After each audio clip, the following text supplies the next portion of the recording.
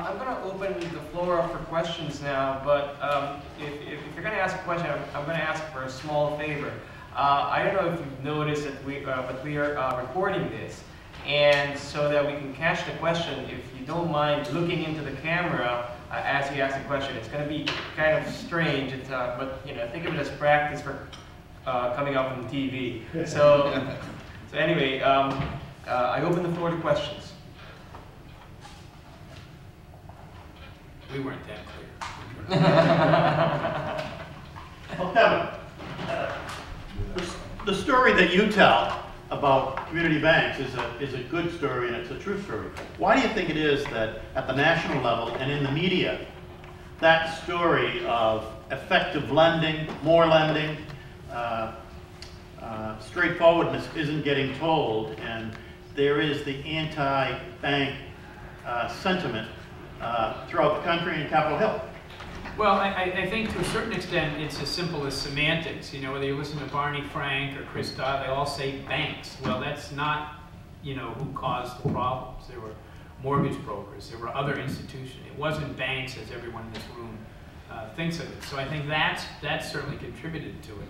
And the problem is, when you look at the large banks, they've obviously needed government assistance. So it's guilt by association. We don't pose systemic risk, and it's fairly easy for the man on the street not to understand the subtleties between our larger brethren and ourselves. And then it's like you Xerox something, well, it's a bank, and we're all, we all contributed to this problem. And I honestly don't know what the solution is. We can sort of convince people around here, but nationally, it's absolutely more I think more of a problem than we realize, because we understand so well, we weren't the cause of the problem. Yes? Go ahead. I have a question for you, Frank. I want to know more about this incentive to litigate cram downs in the court, because that's what I'm going to be looking at, and that's terrifying. Susan's a very distinguished, for the bankers in the room, Susan's a very distinguished lawyer who specializes in representing debtors vigorously and zealously in the bankruptcy court. She does a superb job at it. I was rushed. My presentation, I want to get it all in the 20 minutes Martin allocated to me.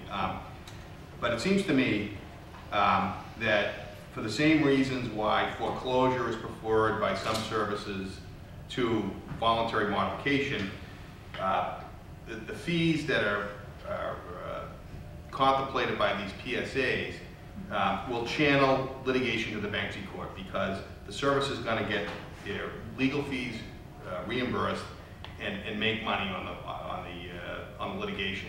And there's a misalignment of interests. Litigation in the bankruptcy court might not be in the best interest of the mortgage holders.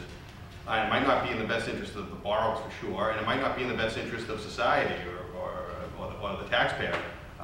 But because the services can make money under these PSAs by litigating rather than settling, then you counterintuitively, cram down might lead to more litigation and less consensual modification. It won't be an amble which creates an opportunity to hammer out settlements. It'll in fact channel a lot of litigation to bankruptcy court rather than land court. So that's the thought. I haven't had a chance to absorb all of the intricacies of the House bill. It changes every day. The Senate will change it as well.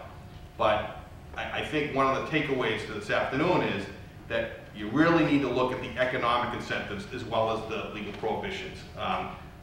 Congress, I think, hit it dead on in the House bill with respect to the legal prohibitions to modifying loans by third-party services. The more intractable problem is how the services get how they get compensated under the PSA, and how do you constitutionally, frankly, rewrite these private pooling and servicing agreements. And I think, I'm sorry. No, I was going to say, sadly, it's follow the money. I mean, that's basically what it comes down to. If the economic incentive takes them one way, there aren't going to be too many Boy Scouts or Girl Scouts who aren't going to go there. Rick and I were talking offline yesterday, and Rick's point was, when these contracts were entered into, there was a huge appreciation going on in the housing market, and refinancing was simple and easy and encouraged.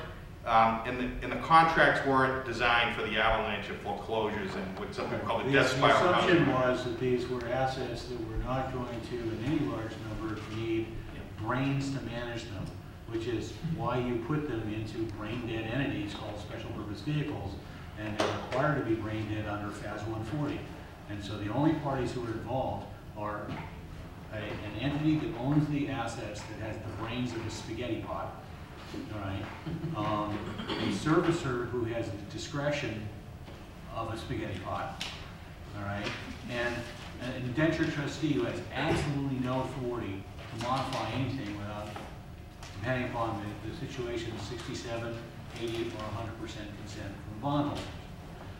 Which is impossible because Trying the to find bondholders are You're never gonna diffused find it. and They're in Saudi and they Arabia, lack- they're in China, they're all and they over. lack discretion as well. Right, and what Frank says, I've worked in securitization for a while in another asset class, and the servicer is at the top of the waterfall for obvious reasons. If you're a owner-holder, you're brain dead and can't do anything, you've got to pay the person who's managing the asset. But what that means is that when you're looking at a decision, do I foreclose or do I settle? You have a different analysis than what you would have as a lender. As a lender, you know that if I incur the cost of litigation, that's coming out of my pocket. Whereas as a servicer, you take off the top of whatever's recovered from the sale of that asset, whatever you put into paying the attorneys and other parties involved, plus your markup. So it's exactly backwards from the economically rational situation. This is all going to come back on the borrowers. Well, and again, not the, this is what this, the buck stops here. This program, I'm not past the buck, but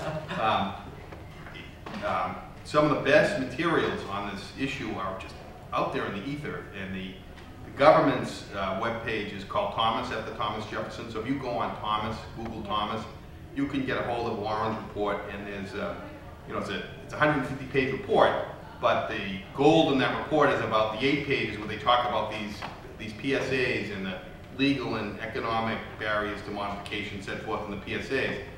And then if you're really ambitious, you can look at some of the sources that Warren used.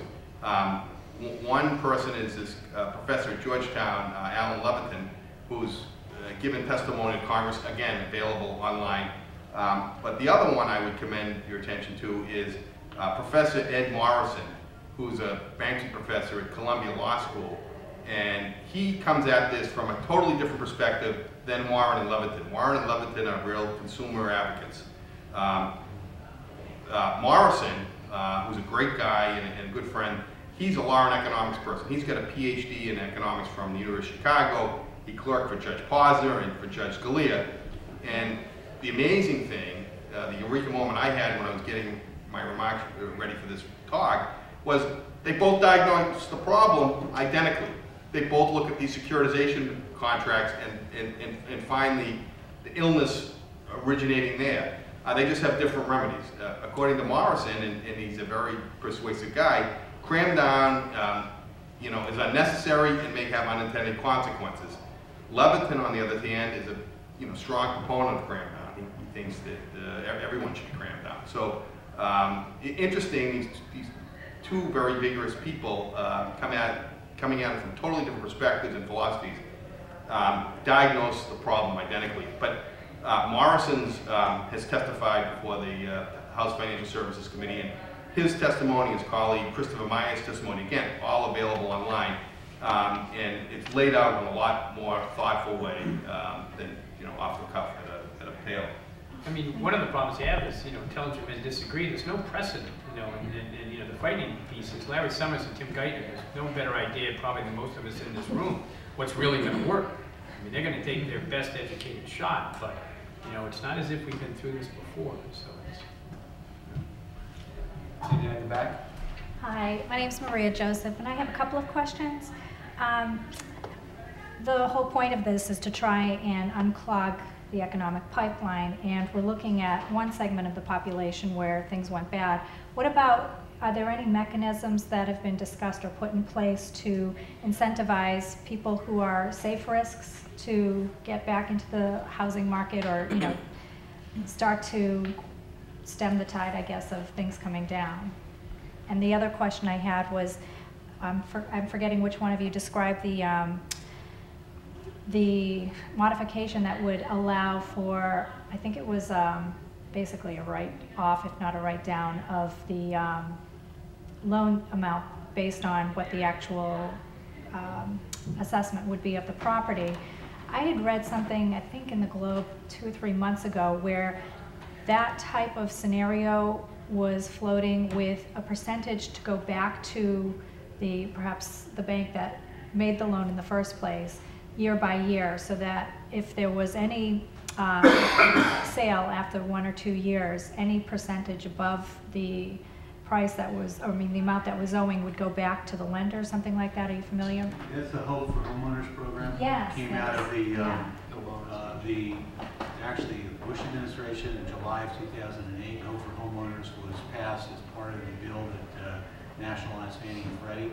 And the concept is as we describe it. Essentially what you do is you take the current market value of the house and you say to the first lien holder, look, you can foreclose and maybe get 85% of that, or worse in a declining market, or we will refinance this loan, be the government, or a government insurance wrap on a private loan, for 96% of the market value.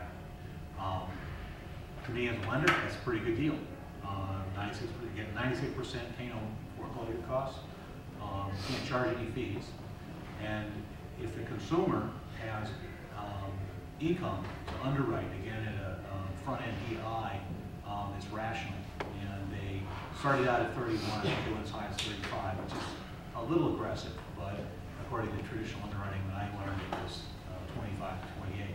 But if the consumer has money to pay for the house at its current value, then there's an existing program to refinance out houses that at 96.5% of the current market value. So if the house is worth, the mortgage was $400,000 and is now worth $200,000, a lender rationally will take 96% of that rather than incur the cost of foreclosure. However, a servicer isn't rational, and the second lien holder has got a stopper.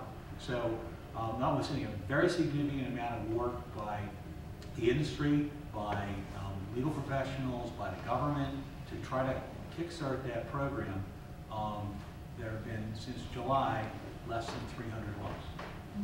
So we need to start, Millions of foreclosures. Millions of foreclosures, 300 loans. The problems are exactly the ones that were identified in the Cramdown, Frank's Cramdown discussion, which is that until you deal with servicers and until you deal with junior lien holders, you can't have a rational discussion between the homeowner and someone actually making a rational decision in the interest of the first lien holder. Now, I would have the modifications contemplated by the President's plan contemplate a reduction in interest charges, so the write-down of interest, cram down, or let me back up, lien stripping or bifurcation in bankruptcy is an involuntary judicial write-down of principal to the fair market value. So this is a lenders try to avoid write-down of principal for a lot of regulatory accounting reasons and business reasons.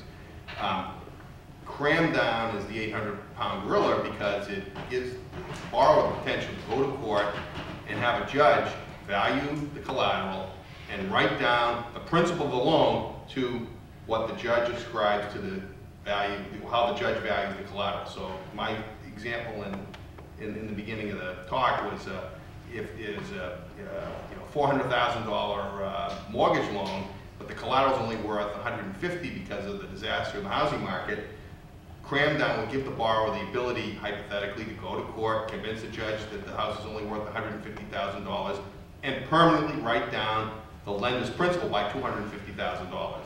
Now that's a very powerful medicine, and what I'm trying to question here today is it the right medicine for the illness the housing market suffering from? Right, and this other bill, was it this other plan had something in place that would incrementally give something back to the borrower, so it wasn't. They'd adjust the debt service by writing down interest or booking interest, capitalizing interest. I don't know if there's an interest forgiveness component to it, but it'd be manipulating the interest charged every month rather than permanently writing down principal, which is what cram down contemplates. And Well, with they get the money homeowners. back on the other end if and when they sold it and there wasn't appreciation, they got a certain Yeah, percentage. all of these programs, the write-down principle, whether it's cram down in bankruptcy or hope for homeowners in a refi model, a voluntary refi, all of them contemplate that the lender who gave up, took a haircut in the rewrite of the mortgage, has a participation in the appreciation of the house for a period of time. In the government insured model, the government is the one who's participated in the appreciation. In the bankruptcy cram down model, the crammed down lender, crammee, I guess. Participate. So there's a notion here not to give people a windfall, but rather to say, this is what it's worth today, this is what we'll say a mortgage is for, so is what your house is worth. You're no longer upside down, so you no longer have an incentive to just walk away. But if things do recover, then you got to share the upside. And let me give you a little more detail. It's easy to get overwhelmed by the detail. There's a lot of programs, there's a lot of detail, there's a lot of information floating up there, but with this appreciation recovery, the way that the cram down proposal would work is there's only a recovery appreciation for the 5 years after the cram down, 5 years after a plan is confirmed, bifurcating a mortgage.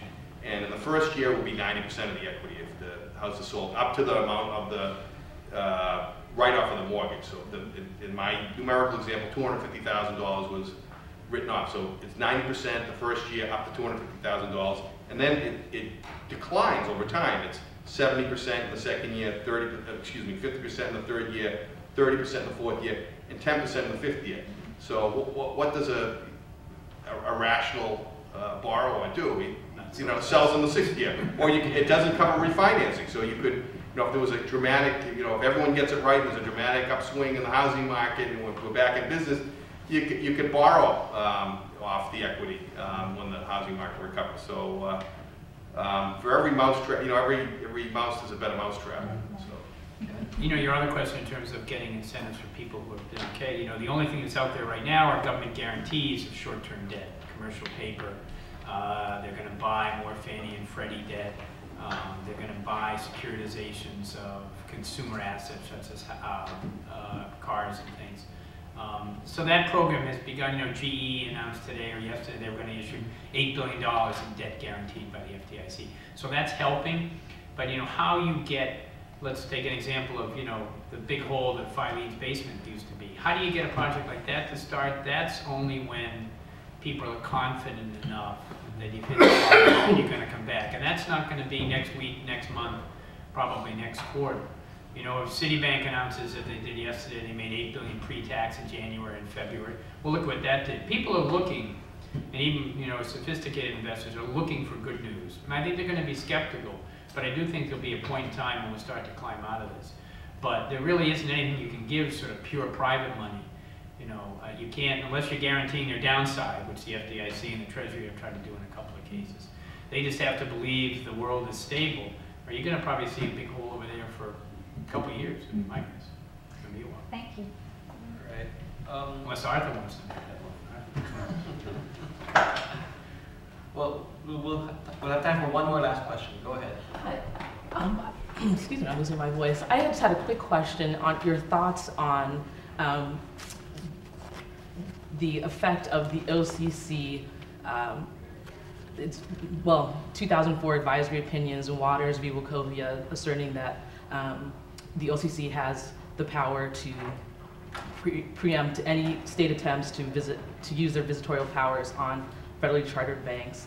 And there's a case currently at bar with Como v. Clearinghouse that may alter that. And I was just wondering your thoughts on what would happen if the court does decide that states can use their visitorial powers on federally chartered banks and its effect on state chartered banks as well. The preemption issue is one that we cover in the Consumer Financial Services class. My favorite class because it gets started in 1864, which is when the National Bank Act was passed. It's a horribly complex and politicized issue. For the community bankers whom I represent, the idea that INDIMAC from California, with their OTS charter, can come in under the same kinds of preemption rules that were looked at in Waters, which is called the National Bank, and basically do whatever they want, purvey exploiting mortgages across the Commonwealth without any ability of state regulators to look at the terms and conditions of the real estate loan, is a core source of the lack of regulation that reached structural levels of problems and led to the kinds of collapse of the financial system that we have. You couldn't have had efficient delivery of mortgages that bifurcated the risk of the loan with the profit of selling the loan without federal preemption. I think everyone would agree on that one. The question is whether stripping federal preemption, either in the Waters case away from subsidiaries of national banks, or as has been suggested by some in Congress, stripping it entirely from the banks themselves, would, by then allowing each individual state and perhaps even municipality to regulate terms and conditions of mortgages, whether you would get more effective regulation. The argument on the contrary is that when you're dealing with national institutions, you need a national systemic risk regulator like the Fed, looking at everything that's going on from the very top at the holding company level, and frankly stripping out even the functional regulation concept of Gramm-Leach-Bliley that allowed the SEC to look at their piece and the insurance regulators at their piece, and have one big systemic regulator looking at all of it, whether it's imprudent mortgage loans or unsuitable investments. So I don't know the answer to that. There are two very strong arguments on two opposite sides. About the only thing I can predict is that the answer will be a political one. All right, with that, I'd like to draw these proceedings to a close. I'd like to thank our speakers again. And